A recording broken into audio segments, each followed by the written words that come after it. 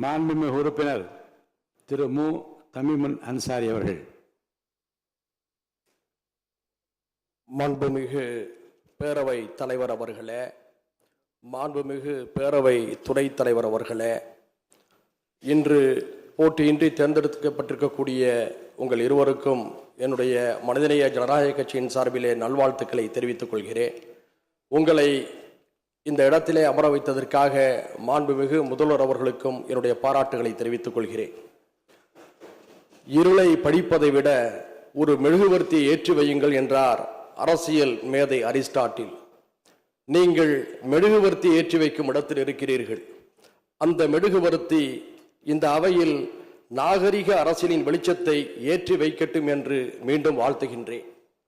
சட்டமன்ற ஜனநாயகத்தை விவாதங்கள் தான் அழகுபடுத்துகின்றன.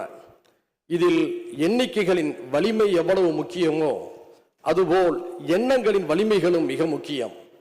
எனவே சிறிய கட்சி பெரிய கட்சி என்று பாகுபாடு காட்டாமல் உறுப்பினரின் நோக்கம், அவர் பேச வரும் கருத்தியல், அவர் எடுத்தாள விரும்பும் முழக்கங்கள் ஆகியவற்றை கவனத்திலே கொண்டு எல்லோருக்கும் நேரம் ஒதுக்க வேண்டும் என்று அன்போடு கேட்டுக்கொள்கிறேன்.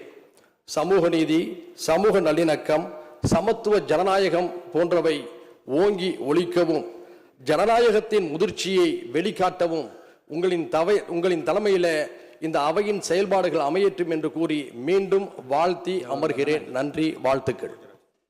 பிளே ஸ்டோர் மற்றும் ஆப் ஸ்டோரில் இருந்து பாலிமர் செயலியை QR கோடு மூலம் பதிவிறக்கம் செய்யுங்கள். செய்திகளை உடனுக்குடன் பெறுங்கள்.